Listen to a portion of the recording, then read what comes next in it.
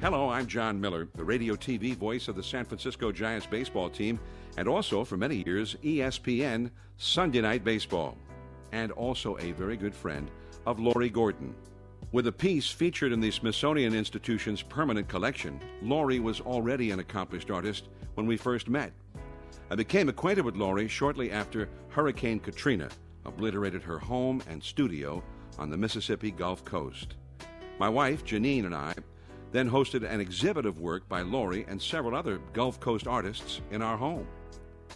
Let me tell you a little bit about Lori and her work. Lori spent her childhood on the South Dakota prairie. As a teen, she began moving west and then south, living for years in the Black Hills of South Dakota and the high desert of Arizona. Along the way, she earned a bachelor's degree in political science and a master's in religious studies, all the while pursuing her love of art. She has traveled extensively in the United States, painting and drawing her way from the West Coast to the East, from Canada to Mexico. In 1991, she made the Mississippi Gulf Coast her permanent home, settling in the small beachside community of Claremont Harbor, near the towns of Bay St. Louis and Waveland. My home is in Claremont Harbor, unincorporated community, very rural, very blue collar, basically, working class community. 2 blocks from the beach. We had a house on the front of the property, and in the back there were 3 lots where my husband and I had built a studio. It was nestled in this beautiful grove of bamboo, and you could walk out back behind the studio and get to a little bayou where we could jump in our little kayak and take the kayak down through the bayou and out through the harbor and into the Gulf of Mexico. It was a really lush, beautiful place, semi-tropical, full of lots of wildlife. Largely self-taught, Lori creates her art in many media, including graphite, acrylic, handmade paper, and polymer clay.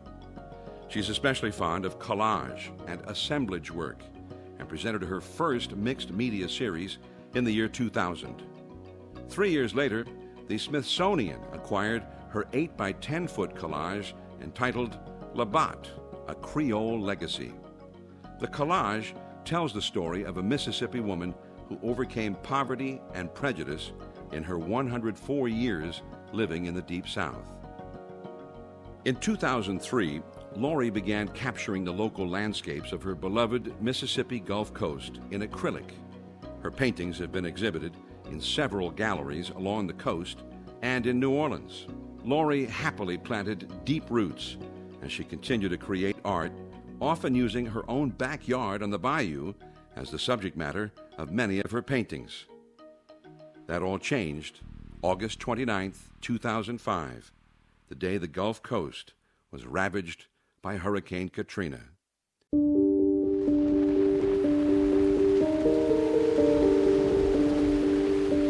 The National Weather Service in New Orleans has issued a tornado warning for the eye wall of Hurricane Katrina for St. Tammany Parish in southeast Louisiana, Hancock County in southern Mississippi. This includes the city of Wayland, Diamond Head, Bay St. Louis, The Kill, until 9:30 Central Daylight Time. I went 5 miles north to a friend's house in the community of Diamond Head, just on the other side of the interstate. And there were 6 of us that evacuated there. On Sunday afternoon, storm started blowing in. I started hearing the wind about 2 o'clock Monday morning. We had the huge winds. We were watching trees going down. We were watching pieces of neighbors' roof blowing, but we were away from the water. That's the really important thing, because in any hurricane, it's the water that kills people and what we're all very afraid of. The eye of the storm passed probably 10 to 15 miles to the west of us. So in our area, they are thinking that the wall of water that came through the storm surge was 35 feet tall, with 5 feet of wave action on top of that. So we're looking at 40 feet of water that swept over our town, and there was not a wall left standing in our entire community. It was just completely gone.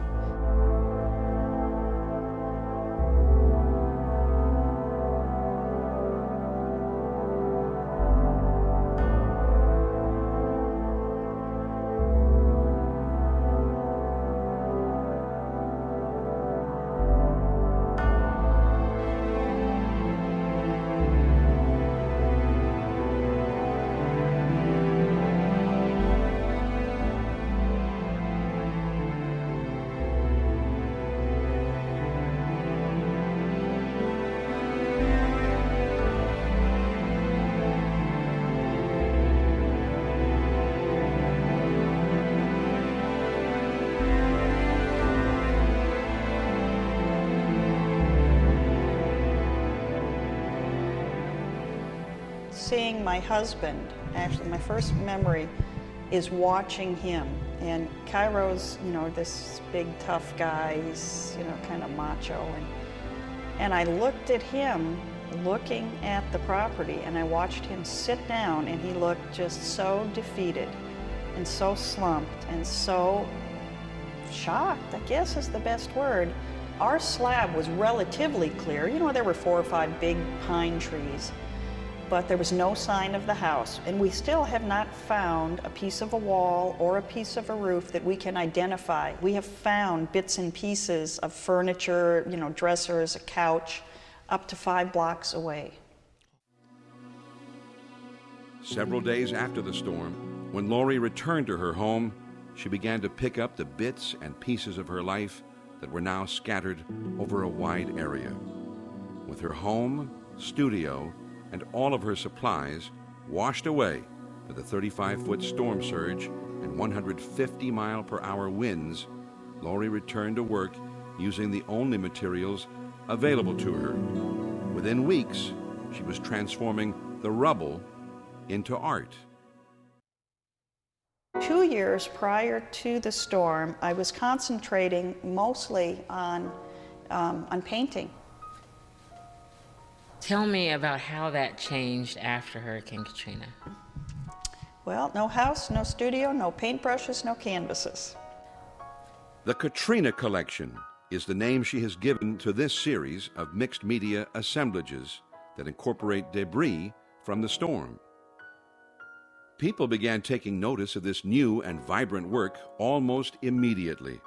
The series first garnered national attention when MSNBC featured the work in its series Rising from Ruin. In the fall of 2006, her work was featured on National Public Radio's All Things Considered and by the Associated Press. Every time I would drive the 5 miles back and visit where my home used to be, I'd find little bits of fabric from my fabric collection or pieces of canvas. I found a few paintings that were damaged but still whole, little bits of furniture.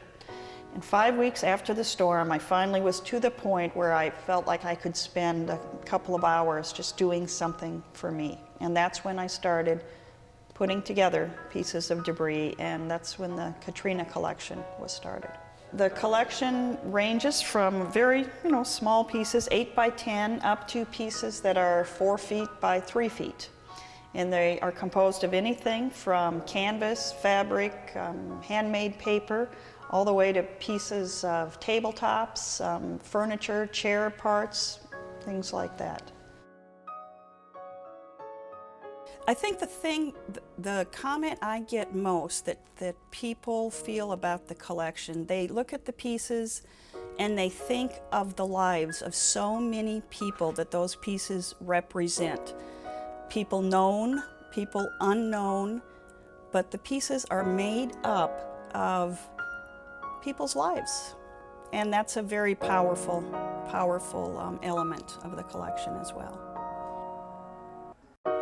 What I would like the Katrina Collection to mean to people who collect the work is, I would like it to serve as, number one, a reminder of what happened on the Gulf Coast and what could happen again. It's just, I want it to be a reminder not only of the things that can change your lives in a second, but also I want it to be a positive reminder of making lemonade out of lemons. The fact that even when your life has fallen apart all around you, that you still can find a way to pick up the pieces, put your life back together, and move on with things. And I also want the collection to be a testament to the incredible ability of strangers to care for each other. And that has been the biggest lesson of Katrina, that strangers can reach out and offer concern, love, food, tennis shoes, all sorts of things to other people. It's been a very valuable lesson to me personally since the storm. The response to the Katrina Collection has been tremendous. Pieces from the series may be found in nearly every state in the Union, and around the world, including 6 European countries and the Far East. Her work has also been acquired by Art Across Arkansas, a joint project of the William J. Clinton Foundation and the Thea Foundation, as well as the Safeco Corporate Collection in Seattle and the Mississippi Humanities Council.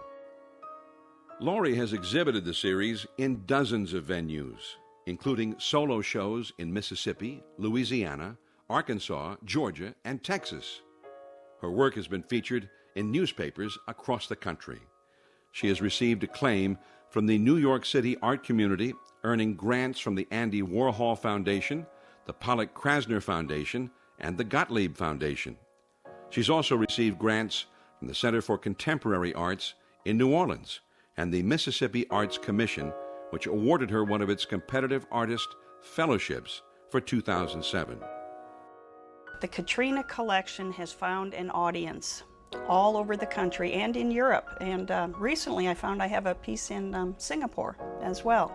Personally, I have been in Washington State, California, Minnesota, Washington, D.C., New York City, and quite a few other places. Midland, Texas. I have been traveling almost continuously for the past year, traveling with the Katrina Collection and with the other group of artists from Hancock County and further down the coast. We're getting a wonderful response to our work, and it seems that our work is enabling people to understand the storm in a way that's much different than just seeing the reports on television or in the newspapers. This is my daughter, Emily. She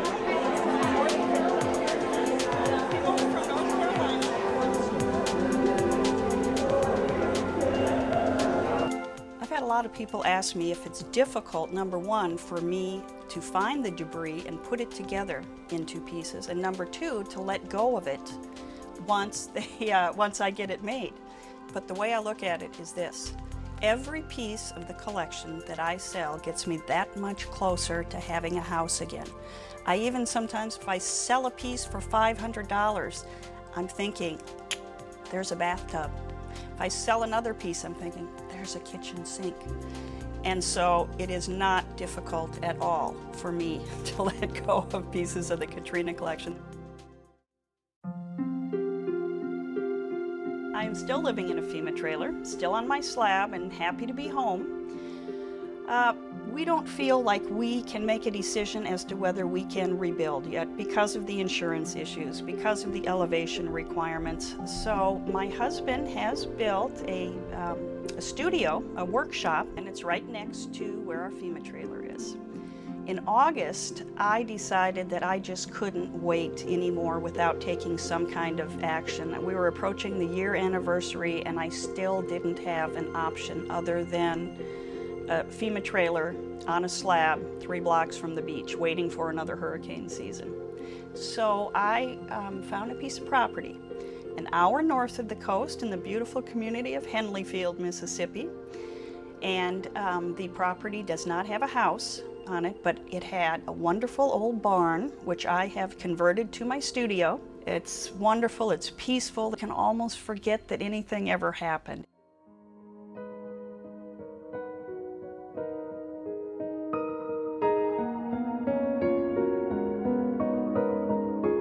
I stay because it's home, because we love it. And we still hope to be able to rebuild. That may or may not happen. But I was so pleased when I found the new property that it was only an hour's drive from the coast, because even then I still will feel like I haven't left home.